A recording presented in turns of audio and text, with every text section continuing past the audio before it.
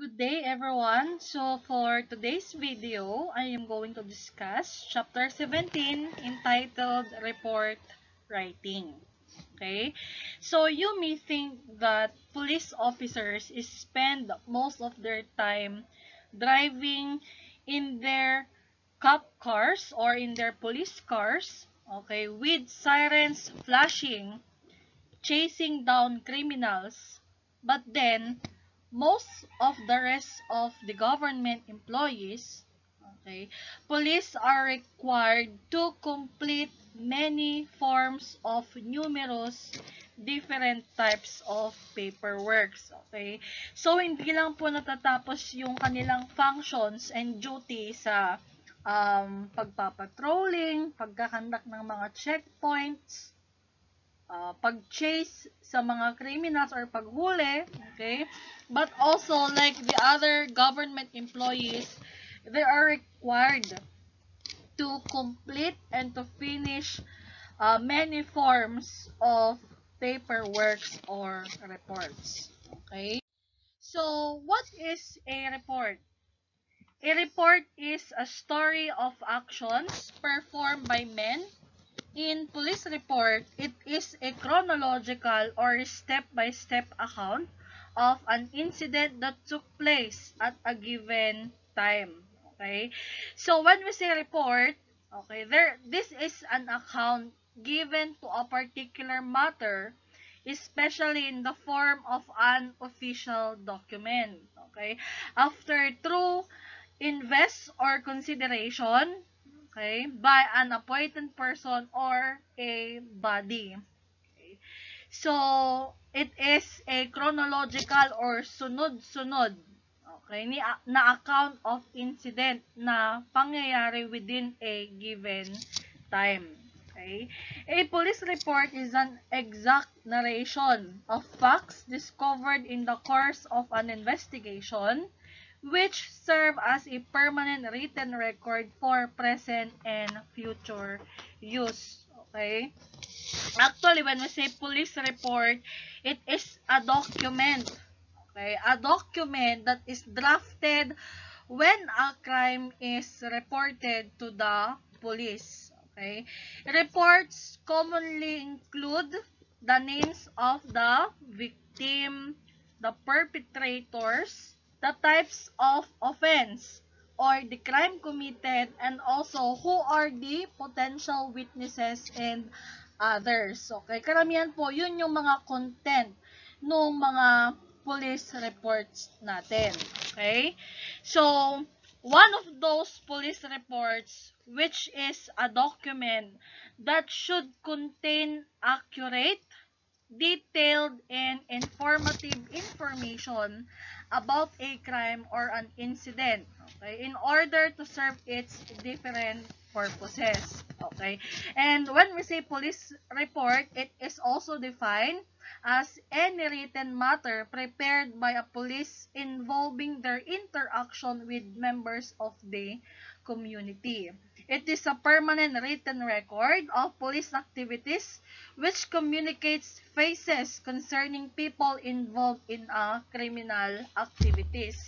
So, a written record of an officer's statement concerning his theory and about the opinion of the case investigated. Okay? Okay. So, many times, it is the victims of crime who reports what happened. Okay? Who reports what happened to the police. Okay? But sometimes, it is the witness. Kaya po, nagkakaroon talaga ng commencement ng paggawa ng report ng mga kapulisan natin because there are some victim or witnesses that had reported to our police officers. Okay? Police officers generate a police report to start an investigation, or it may be used by the prosecutor office when a district attorney charges a suspect with a crime. Okay? Karamihan talaga is ang nagre-report po ng mga pangyayari or mga insidente ay kung hindi po yung mga biktima, yun po yung mga witnesses. Okay? That's why, with the use of report, dyan na po nag-start yung pagkahandak ng investigation ng ating mga kapulisan. And also, it is a very valuable on the part of the prosecutor kasi yun po yung magiging basis nila sa pag-file din naman ng kaso sa korte. Okay? So, ano ba ang values ng report? Okay? O ano ba yung importance ng report? So, police report are integral components of our criminal justice system. Okay? These reports facilitates criminal prosecution, provide judges with a third-party view of circumstances, pertaining to court cases and serve as a vital pieces of documentation that helps the victim of criminal injury recover damage and also find justice. So like what I have said a while ago na yun nga po, magagamit po yan ng mga prosecutor natin to have the basis kung talaga bang magkakaroon ng kaso laban doon sa report na suspect, and also it will give to the judge kung ano man po yung kanyang circumstances pertaining po doon sa case or doon sa mismong kaso doon, so that they may be able to recover damages, and also ang pinaka-importante po dyan is to find justice. Okay, so we have two general types of police reports. Okay, so, number 1, we have the basic or informal report. So, this report deals with ordinary, miscellaneous, usual, day-to-day memorandum, letter or form accomplished by any member of the unit, section, precinct, bureau, or division within a department in accordance with the prescribed regulation. Usually, this report contains the following items. So, ito pong mga basic or informal report, ito lang po yung mga usual na mga report na nakukuha ng mga kapulisan natin, kagaya po ng mga memo, ng mga letters, or mga form of accomplishment, okay, by any other police officers. Okay? Ano ba ang content ng mga informal report nito or mga basic reports? Syempre po, nandyan po yung heading or yung letterhead of the organization. Okay? Office or section where the writer is assigned. Okay? For example, Republic of the Philippines, may heading po kasi yan. Republic of the Philippines, Department of Interior and Local Government, Philippine National Police. Then, for example, galing po yan sa regional office. So, for example, galing po sa regional office 1, okay, for region 1. And then, nakalagay po doon yung place, Aringay, La Union. And then, after that, meron po doon yung date of preparation or submission. Okay? Siyempre naman po, very important po ang date po sa mga reports natin. Okay? Nakalagay yung date, and then the person or office to whom it is addressed or submitted. Saan mo ba isasubmit yung report? For example, kung yun po ay memo, for example, no, memo lang po galing sa regional office. Okay? So, from regional office to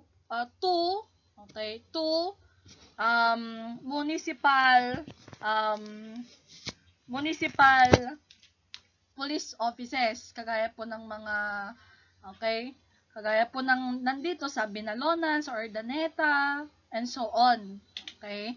Season, Puzurubyo, and so on. Yun na po yung mga, kung sino po yung address, saan po naka-address yung mga form na yon or yung mga letter na yon, or kung memo po siya. Okay? And then, nakalagay na po doon yung text proper, ano ba yung content, or ano po ba yung mismong message na nakalagay doon sa memo na yon.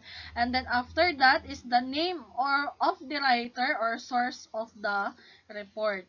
Okay? Nandoon na din po kung kanino po galing yung report na yon. So, basic or informal reports are generally informal in nature. It is seldom goes out of the department. Okay? So, number 2 type po or general types of police report is the investigative or formal reports. Okay? So this report covers a full dress treatment and the presentation of the case. It is an exact and exhaustive narration of facts without an addition or subtraction. So, which were discovered during the course of investigation. So, ito na po, napaka-crucial na po yung part ng mga investigative or mga formal report na ginagawa ng ating mga kapulisan kasi po, nandyan po dapat yung mga accurate or yung mga precise na detail na about po doon sa kanilang mga iniimbestigahan, okay? Without any addition or without any subtraction of the information, okay? So, what are the classification of investigative or formal report? So, meron po tayo dyan tinatawag na initial or advanced report, okay? It is an advanced information on a new or fresh case assigned to an investigator.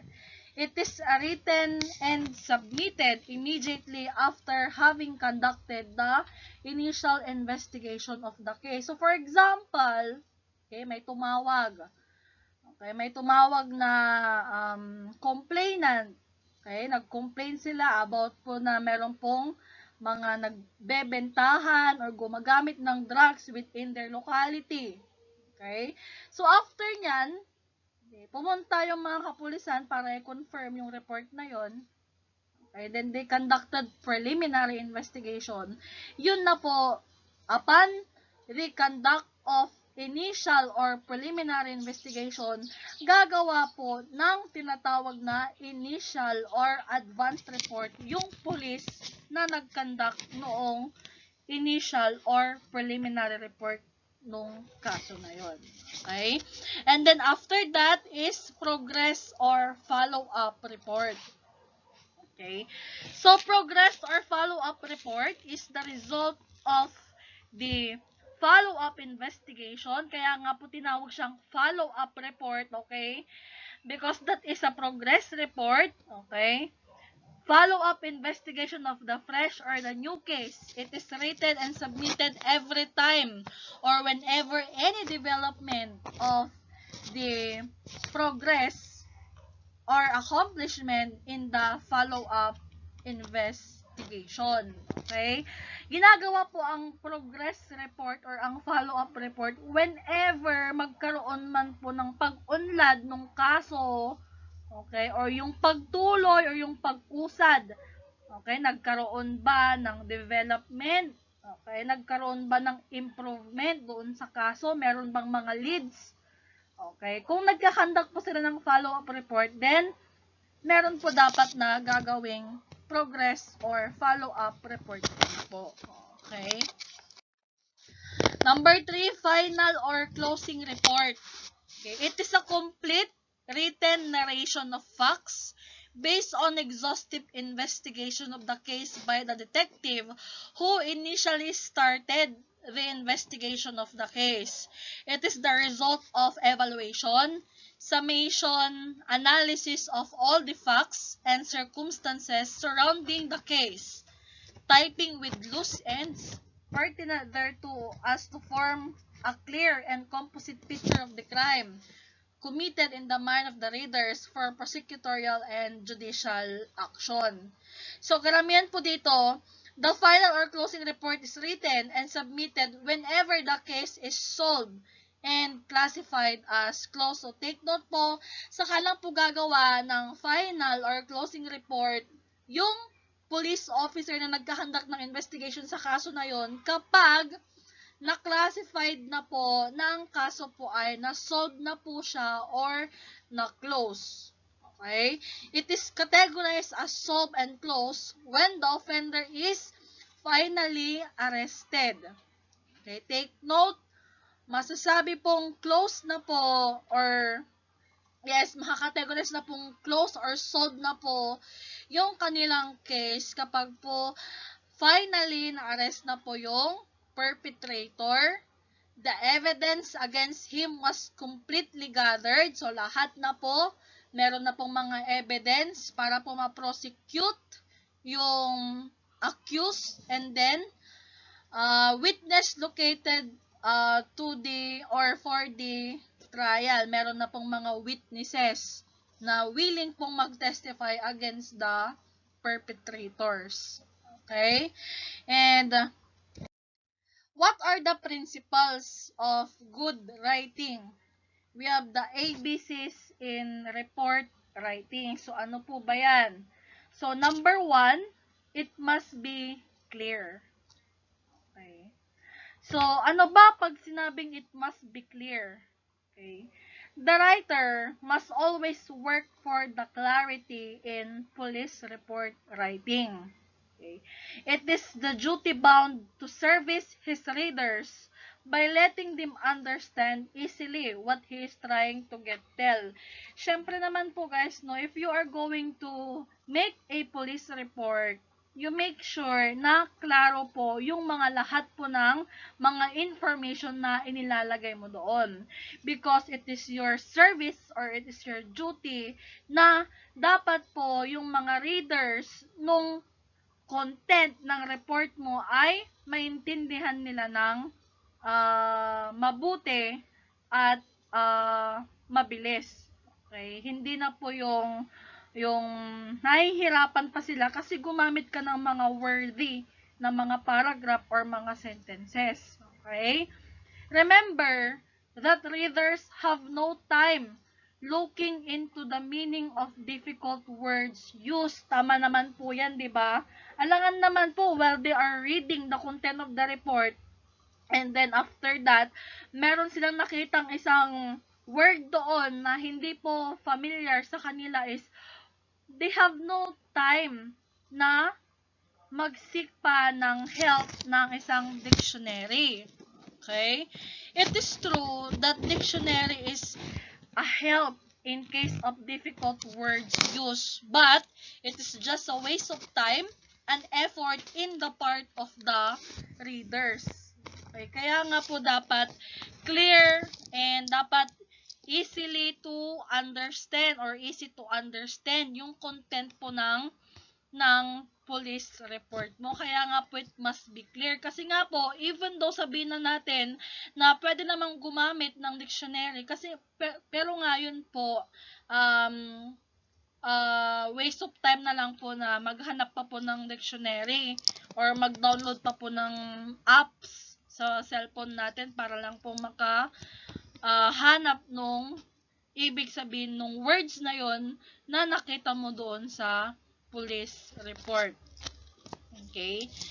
Letter B, okay, be simple and direct as possible. Okay? Take note, be simple and direct as possible.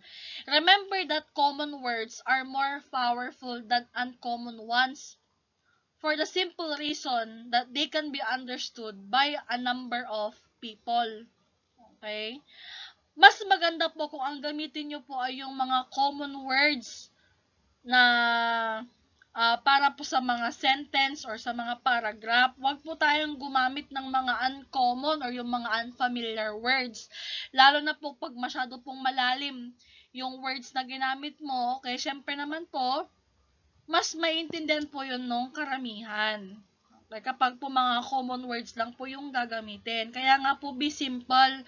Huwag mo na pong masyadong pabulaklakin yung nilalaman ng report mo kasi po hindi po basihan yung pagandahan ng paragraph, pagandahan ng mga ginagamit mong words where in fact hindi pala masyadong naiintindihan kasi nga po hindi naman po pare-pareho po yung thinking capability ng mga taong nagbabasa nung report na yon. Okay? So, ways or rules on how to achieve clarity or clearness. Okay, ito po yung rules para po magkaroon po ng clear or clarity doon po sa paggawa po ng report writing. So, ito po, i-avoid po natin yung mga impressive impression or yung mga big words. Sabi ko nga, gumamit ka ng mga for example, nakaka-impress siya or sobrang uncommon na siya, kahit sabihin mo na tama naman yung ginamit mong words, but then again, yun nga, hindi po siya common, hindi siya familiar, hindi maintindihan ng readers mo. Ini-impress mo lang yung mga nakakatas sa'yo, yung mga pwedeng maging magbasa doon na mga officers or mga kasamahan mo para lang ma-impress sa'yo na ikaw ay matalino na gumawa ng report na yon. Okay? So, i-avoid na lang pong gumamit ng mga big words when you are making a police reports. Okay? Avoid an unwitting language transfer. Okay? Unwitting language po yan po kasi yung mga unknown language. Okay? Clearness is knowing what to say and saying it as simple as possible. Okay? Sabi nga po dyan, clearness is knowing what to say. So, dapat alam mo yung sinasabi mo at dapat kung gusto man sabihin yon or ipahayag yon, dapat sa simpleng pamamaraan na lang po or in a simple way. Okay? Avoid illiteracy in using words. Yung mga mahirap pong basahin, mahirap pong intindihin. Okay? This refers to the misuse of words. Okay? Mali po yung ginamit mong word para doon. Okay? So, you need to be very careful. Hindi po pagandahan ng content, kundi dapat po naiintindihan. Okay? So, it must be accurate. Okay? Accurate, when we say accurate po kasi is talagang tinutumpak mo. Kumbaga, direkta yung mga nilalaman ng report mo, hindi yung ang dami pa pong mga pasakalye bago mo po ipunta doon sa pinaka-climax nung story, nung investigation mo or yung narration ng investigation mo, okay? Kumbaga, tama or yung tinatawag din precise, okay? Precise or sakto. Okay, yung mga itinutumbok ng mga paragraph mo, hindi yung pasikot-sikot pa, ang dami ng pinuntahan ng mga paragraph mo, and then nandun sa pinaka-second to the last na paragraph pala yung climax, and then, yan, hindi na po siya ganun ka-accurate, hindi na po ganun ka-quality yung report mo. Okay? Accuracy kasi is one of the essential qualities of a good report. So, literally, accuracy means not only exactness but also non-commission of errors. So, wala dapat mga pagkakamali dyan.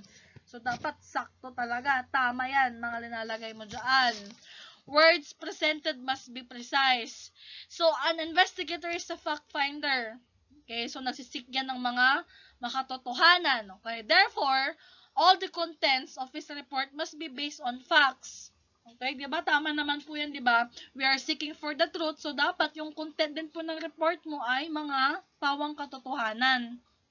Okay, which are known through the use of any or all of his 5 senses. So, when an investigator states in his report that the victim has wound on her left chest, that is a fact. He has seen the wound personally. Okay? Never confuse one word for the other. So, syempre naman po, pag sinabi na daw ng isang investigator sa kanyang report na merong wound doon sa left chest ng victim, ay talagang nakita yon mismo nung investigator na gumawa ng report. Okay? Huwag po dapat bumabase po sa mga hearsay or yung mga ibang opinion ng ibang tao, lalo po pag hindi po sila direkta na naka-witness doon sa pangyayari. Okay? So, better na nakita mo, na patutuhanan mo na merong nang nangyaring ganon so that you will be able to describe it to your report. Okay? It must be brief. Okay? When we say brief po, is maikli lamang po. Okay? Brevity means briefness. It is an essential characteristic of a well-written report. Okay? Brevity or conciseness also means saying much in few words. Okay? Saying much in few words. So, ibig sabihin, kahit maikli lang po yung ginawa mong paragraph, okay, meron pong mga magagandang nilalaman or malaman po siya. Okay? Saying much in fewer words. Hence, if a writer can write a word instead of a phrase, so dapat mas isulat niya po yung word na lang. Okay? If he can write a phrase instead of a kilometer of sentence, so he must write the phrase. Okay? Kaysa po magsulat ka ng napakahabang sentence or paragraph po yan, kung pwede mo naman siyang i-rephrase na lang, okay, yun na lang pong phrase ang isulat mo. Okay? If you can write a sentence instead of a very wordy paragraph, then you need to write the sentence. Okay? Mamili ka dyan kung ano ba yung mas proper.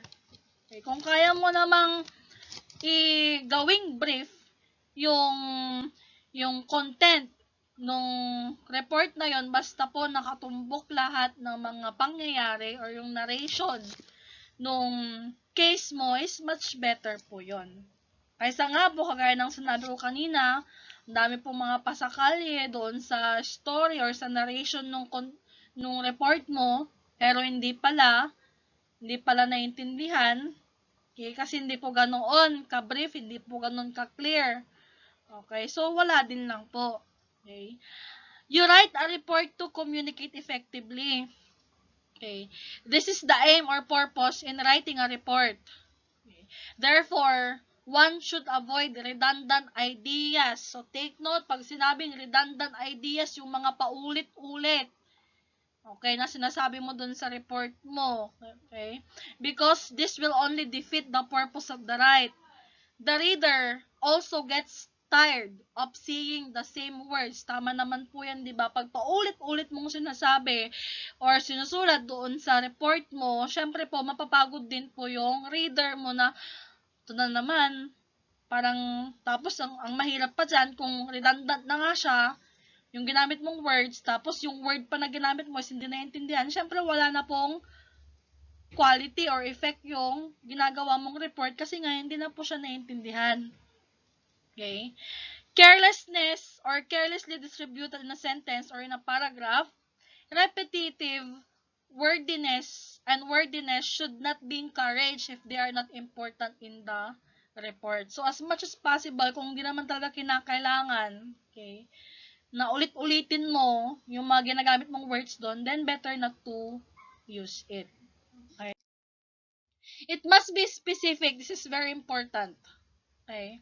The report must be particular, definite, and detailed. Okay. Use specific words that help you in conveying your ideas most clearly to the reader.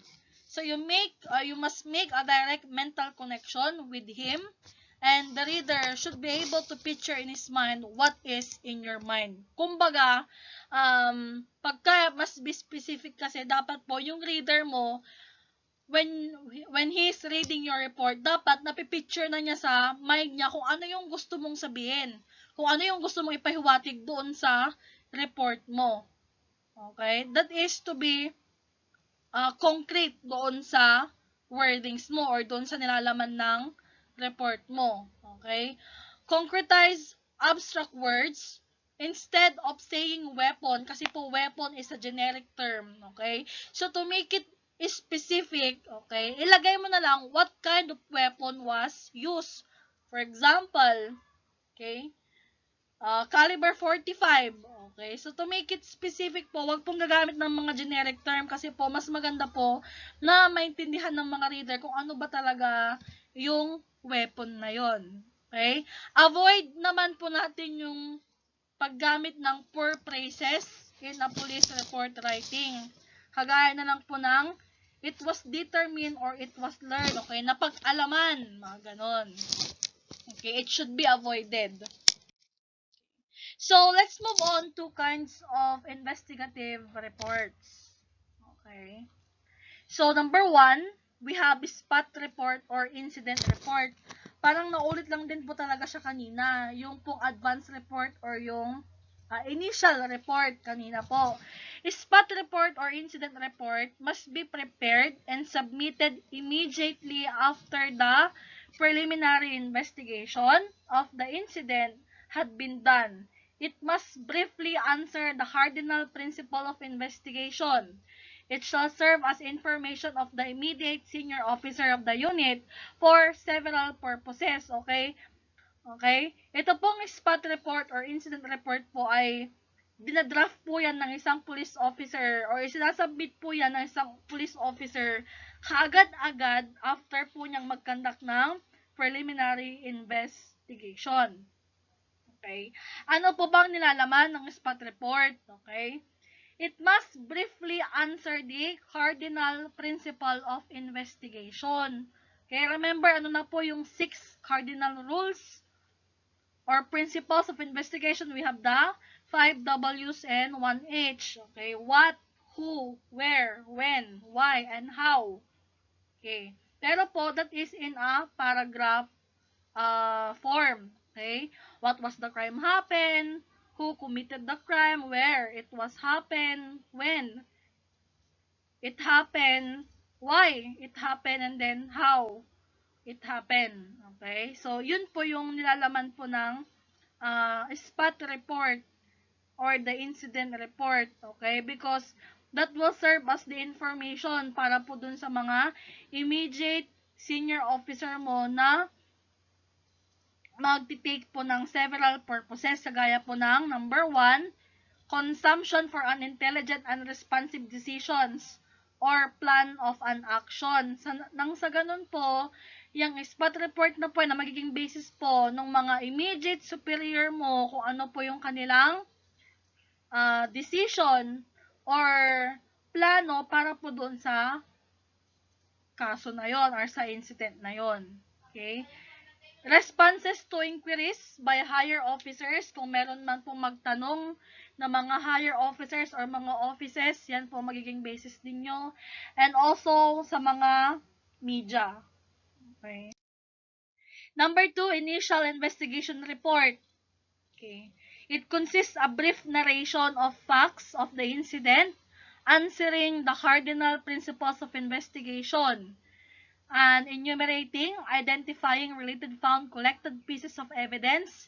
It will serve as basis for the incoming investigator to push through or continue with the investigation to or follow up the case. For example, okay? For example, ito take over yung investigation mo dun sa murder case ng Soko. Okay? So, dun sa mga ibang offices na yon, ang magiging basis po nila is the initial investigation report. Okay, sabi nga po kanina, na-answer na po dyan yung 6 cardinal principles of investigation, the 5 W's and 1 H. And then, naka-enumerate na po doon yung mga na-gather na mga pieces of evidence. And also, pagka po magkakaroon na po ng mga improvement or development na po by the incoming investigator of the case. Okay. Number 3, we have the progress investigation report or progress report.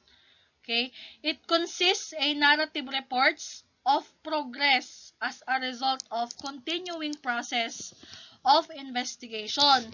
So, kaya nga po siya tinawag na progress report because po nagkaroon na po ng pagpapatuloy ng investigasyon or ng improvement po doon sa initial investigation. Okay? It may or it may not repeat what has been reported in the initial investigation report unless it shall present a more detailed or references to the new established facts of the case. Okay? Yung progress report po, pwede pong ulitin or hindi na po ulitin yung nilalaman ng initial report unless po meron pong mga nadagdag talaga na mga leads or kung ano man po yung pwede po pong makatulong sa pagpo-progress or pag-uunlad po nung kaso. Okay? So, ito po yung nilalaman nung mga progress report and initial report. Okay, authority. It contains the complaint number and case number. So, this is observed in bigger police station or the police blotter entry number. or upon whose instruction the investigation has been proceeded. Kasi po, bawat po talaga reported cases po, meron po yan police blotter entry number. So, pwede pong maging basis po yung police blotter natin. And then, matters investigated or matters to be investigated. It shall state the nature of the offense. Ano ba yung nakumit na crime or offense? Identities of victims, their personal data and addresses, time and place of incident, and the identities of the perpetrator kung kilala po. Okay, nandyan na po sa matters to be investigated. So, ulitin ko po, yung nature of offense or yung crime committed, identity ng victim, yung kanilang personal na data, kagaya po ng address, yung time and place ng insidente, at saka po yung identity po ng perpetrator kung kilala po. Okay? And then, after po nyan, yung facts of the case. Ano po ba yung tinatawag nating facts of the case? Okay? It shall state the essential narration of the facts and circumstances together with related and competent testimony and pieces of identified and marked physical evidences and status of the victims, arrested, suspects, and evidences. So, sa facts of the case po, ito na po yung narration or yung pagsasalaysay ng mga pangyayari. Kasama na po dyan yung mga related or mga competent na testimonya ng mga witnesses at ganun din po yung mga nag-gather na physical evidences doon po sa insidente. Okay? Ganun din po yung status ng victim. For example po is kung siya man po ay nandoon po sa hospital or kung hindi naman po, kailangan pong naka-state po dyan yung status ng biktima, ganoon din po yung arrested suspects at saka po yung mga ebidensya na nag-gather doon sa crime scene. Okay.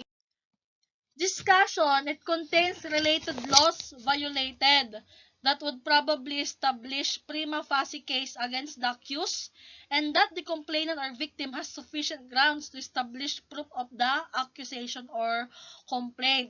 Yung discussion po, andyan na po yung ano ba yung batas na na-violate. For example, kung ang kaso po is about the drugs. Okay? So, syempre, pwede po nilang ilagay doon sa report yung related laws doon, for example, RA 9165 or the Comprehensive Dangerous Law or Dangerous Act, okay? Which is, pwede po yun maging prima facie evidence or prima facie case against the suspect or accused. Okay? Summary and findings, ito po yung concise lang po na findings as a result of investigation premise on the discussion. And also, dapat po meron pong recommendation. Okay, it shall contain what the investigator believes the case must be after a careful perusal of the facts, circumstances, and evidence gathered. Kung i-recommend mo ba siya, kung talaga bang papailan ng kaso yung perpetrator. Kung yun po ang recommendation nung police officer na naghahawak po nung kaso. Based po sa mga circumstances, sa mga evidence na nag-gather at ganun din po sa mga katotohanan na nag-gather po ng mga kapulisan natin. Note, investigative reports must contain annexes identified in the report. Okay? Ito po kasi mga annexes na to, ito po yung mga supplementary na mga reports wherein mas mapatibay talaga yung pagpa-file po ng kaso doon sa suspect or doon sa accused. Kagaya po ng sworn statement or yung mga sinumpaang salaysay ng ating biktima or ng mga witnesses. Ganon din po yung mga affidavit ng witnesses or the arresting officers. Arrest report kung meron man po, receipts kung meron din, letter requests for referrals or examination to other agencies, medical legal certificates or death certificates kung meron man, and any other documents that has a relation with the investigation of the case. Okay. Makakatulong po kasi yung mga yan. Pwede pong mag-supplement yan sa pagpa-file po ng case against the suspect or the perpetrator. Next po, we have the after operation report. Okay. It is a report that may be rendered after any successful police operation that leads to the arrest of any members or some members of a syndicate crime group. Okay? Ginagawa lang po ang after operation report po after pong magkaroon po ng successful na police operation po ng mga kapulisan natin. For example po, nakahuli po sila ng miyembro nung isang syndicate crime group. Okay? And then after po nyan, we have the final or the so-called closing report. Okay. When an investigation is terminated or kung tapos na po, a closing report should be submitted. Okay, this is done on the following circumstances. Letter A, pagka po successful na po yung conclusion ng kaso. Letter B, pwede din pong gumawa ng closing report kung exhausted na po yung lahat ng leads. Kumbaga wala na pong susunod na steps. Hindi na po na-progress yung kaso. Okay, pwede na pong i-close yun. For example, 10 years na, 15 years na, or 3 to 5 years na, wala pa ring progress. Pwede na pong i-close yan kung exhausted na po yung case na yun or yung mga leads. And also, pwede na din po pagka meron pong orders from the higher authorities. Okay? Let's move on to sworn statement or yung mga sinumpaang salaysay. Okay? It is a narration of facts and circumstances surrounding the commission of a crime. Okay? The declarant has knowledge thereof. Pag sinabing declarant po, yan po yung nagpapahayag ng kanyang mga salaysay. Okay? The questions are propounded exhaustively and controlled by the investigator in order to establish complete information the declarant has to say. All answers to the question must not be an implied manner. Meaning po, hindi po yon sinasagutan by using yes or no. Okay, dapat po yan na i-avoid. Kasi po, pag sinabing narration, hayaan mo lang po na isalaysay niya. Kung magtatanong ka man po, dapat po hindi po yung tanong na answerable by yes or no. Kasi, ini-implied mo na po yung sagot na niya, opo, ganun nga po, parang ganun. So, hindi po pwede yon. So, dapat po, you let the declarant or you let the witnesses, the victim or the suspect to state kung ano man po yung mga narration of facts na nalalaman niya doon. Okay, so, avoid yes or no answers or questions that are answerable by yes or no. Affidavit is a narration of facts prepared by the affiant himself. Pag sinabing affiant po, yan po yung umaako nung case, yan po yung mismong suspect, okay, or the perpetrator. Okay, affidavit is a narration of facts prepared by affiant himself on what he believes about the incident.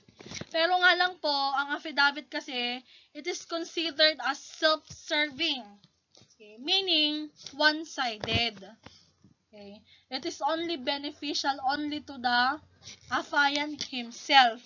Kumbaga, ang nabe-benefit lang po doon sa kanyang mga sasabing statement ay in favor lang sa kanya. So, paano naman po yung side nung victim man kung sakali?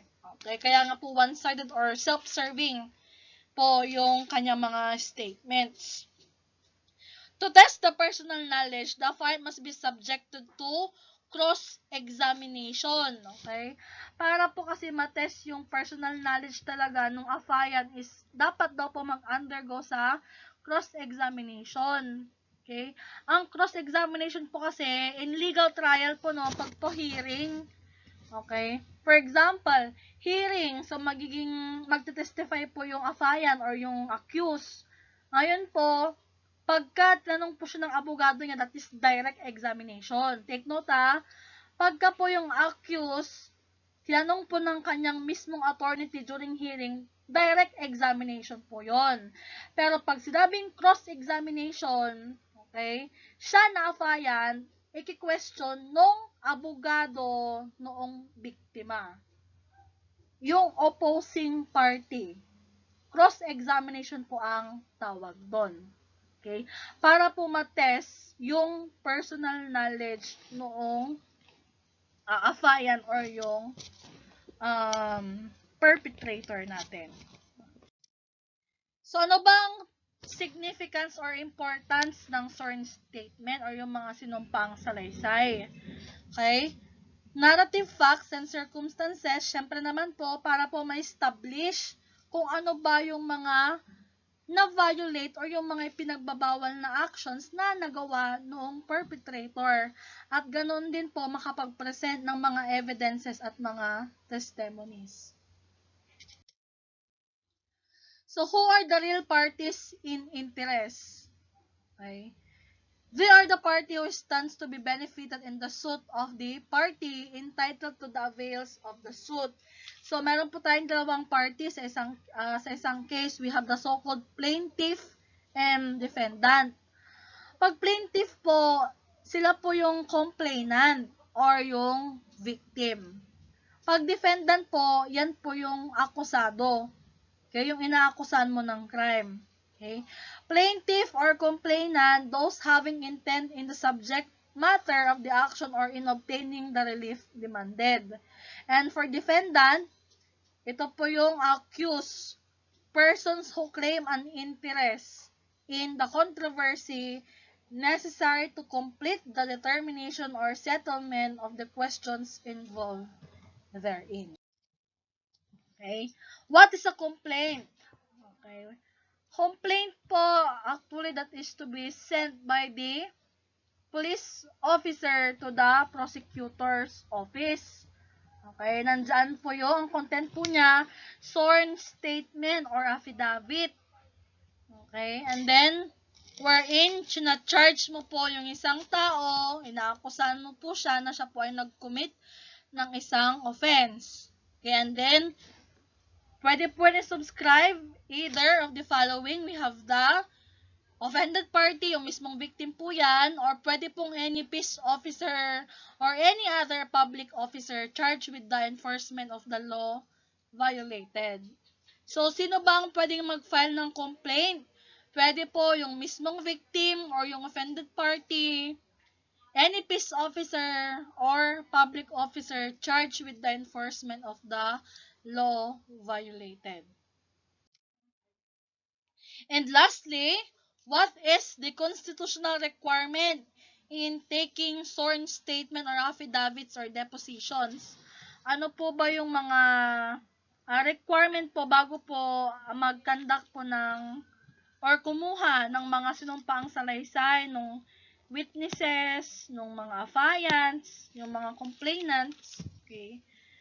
Siyempre po, we have the Miranda Doctrine. We need to be very careful with Section 12, Article 3 of the 1987 Philippine Constitution. It states there that any person arrested, okay, ang rights po niya is to remain silent. So, dapat maging aware po siya dyan. Remain silent because everything that he will say will be used against him in the court of law. And also, he has the right to have a counsel, preferably on his own choice, okay, and so on, okay. And also, RA 7438 or yung tinatawag nating rights of the accused or arrested person under custodial investigation. And also po, pag po kumukuha po tayo ng sworn statement, dapat po use of humane and good rapport. Makatao po, dapat po in a good rapport, friendly po, dapat po hindi po nababiolate yung mga karapatan ng tao, and also appropriate dialect and language. Huwag po tayong gumamit ng mga masasakit na salita. Okay, that is when we are taking sworn statements, affidavits, or depositions. Okay? So, hanggang doon lamang po yung discussion natin for our chapter 17 entitled Report Writing. So, yan na po yung ating second to the last chapter for our subject, Fundamentals to Criminal Investigation with Police Intelligence. So, please be updated pa rin po sa mga susunod po nating mga videos na i-upload po. Okay? So, that's all for today. So, thank you and have a good day.